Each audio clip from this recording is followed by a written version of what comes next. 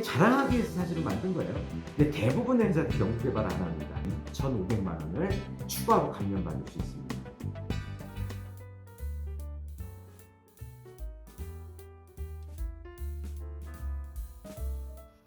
안녕하세요. 나눔 파트너스의 조영석입니다.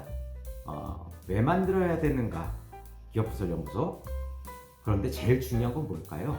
관리하는 겁니다. 그래서 오늘은 어떻게 관리하는가에 대해서 말씀 나누고자 합니다.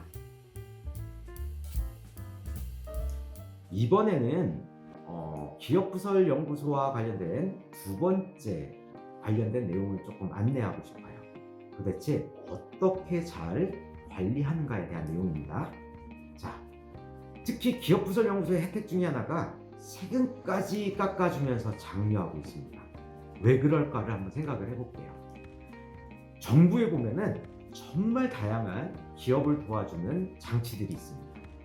특히 네이버 한번 검색해 보세요. 이런 기사가 있어요. 한국 GDP 대비 R&D 투자 비율 OECD에서 1위.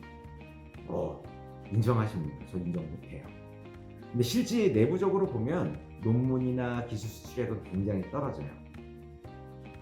그렇다면은 어떤 것들을 우리가 생각할 수 있냐면, 정부 입장에선 기업부설 연구소 일단 만드는 건 작년에서요. 기업부설 연구소를 하다 보면 거기에 있는 인건비 등등이 경상개발비로 잡힙니다. 이걸 통계를 모두 내요. 그래서 우리나라 전체에 있는 경상개발비가 얼만큼 됐어요? 이렇게 얘기하면서 전 세계 발표하면 우리나라는 OECD 대비 1위라는 어떤 자랑거리가 생깁니다. 이게 자랑하기 위해서 사실은 만든 거예요. 근데 정부는 세금으로 먹고 사는 회사거든요. 세금 가면 좋아할까요? 좋아하진 않습니다. 다만 진짜 연구개발하는 걸 싫어하진 않아요. 근데 대부분의 회사들이 연구개발 안 합니다.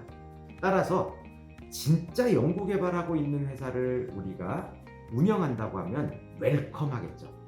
연구개발의 마지막은 어떻게 보면 디자인 특허, 실용진한 특허 같은 거거든요. 그래서 이런 것들을 잘 병행하는 게 너무 좋겠죠.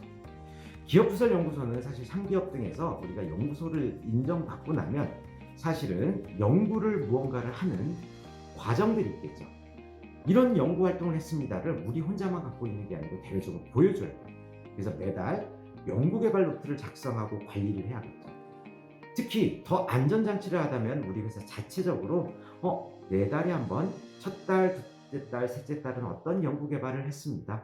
그리고 이제 우리 회사가 특허 출원도 해봤어요.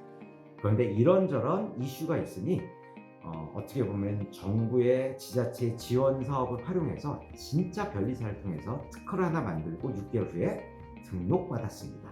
이런 과정들이 있다면 어때요? 누가 보더라도 연구개발하는 회사입니다. 기술력 있는 회사고요. 이력서가 잘 갖춰진 회사입니다. 특히 이렇게 하고 나면 우리가 세액공제, 즉 결정된 세금에서 인건비의 25%, 경상개발비의 25%를 깎아주는 혜택을 받을 수 있어요. 연구원이 3명이라면 어떻게 보면 한 인건비 1억이라고 할게요. 그러면 최종 25%, 2,500만 원.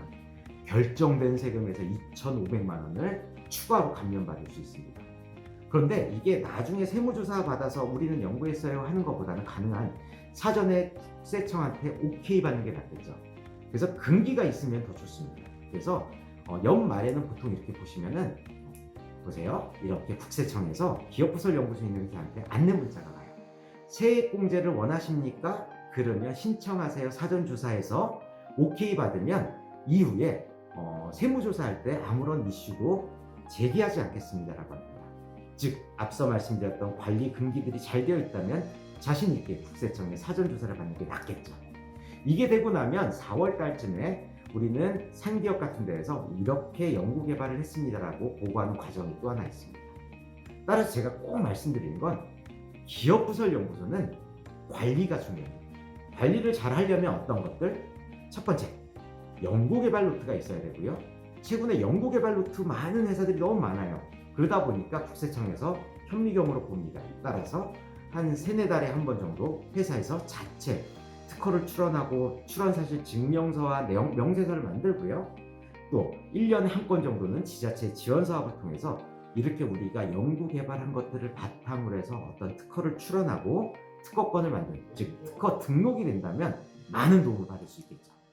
특히 예전에는 좀 달랐는데 지금은 연구소나 연구 전담 부서의 차이가 크게 되지 않아요. 그래서 이런 것들의 혜택들을 우리가 필요로 한다면 이게 만병통치약으로 생각하는 게 아니고, 나는 이런 것들을 원해 할 때는 연구소나 전담 부서를 만들어서 잘 활용하시는 거 권고드리고요. 아까 말씀드렸듯이 지식 기반 분야는 문과생으로도 연구원을 만들 수 있다는 거 꼭 생각해 주시고요. 가장 편하게 벤처기업이 되고 싶다면 어떻게 보면 기업부서 연구소나 전담부서를 운용하고요. 1년 후에 만드는 것도 좋은 방법이 아닐까 싶습니다. 정리할게요. 기업부설 연구소, 비금전적인 효과, 즉 공짜 돈을 원하고 회사에 운전 자금을 많이 받고 정책 자금을 잘 받고 또 좋은 회사로 인정받기 위해서 연구소를 갖고 있는 것들 굉장히 중요한 부분이고요. 나는 세금을 많이 내, 세금을 합법적으로 탈세하지 않고 적당하게 받고 싶어 할 때는 금전적인 효과를 도모해서 좋은 연구개발 노트를 통해서 세액공제에 감면 혜택을 받는 것들을 권고드립니다. 저는 나눔 파트너스의 최영석이었고요. 만나 뵙게 되어서 반가웠습니다. 추가로 연구소와 관련해서 조금 여러 가지 다양한 케이스들을 좀 사례로 안내해 드리도록 하겠습니다. 감사합니다.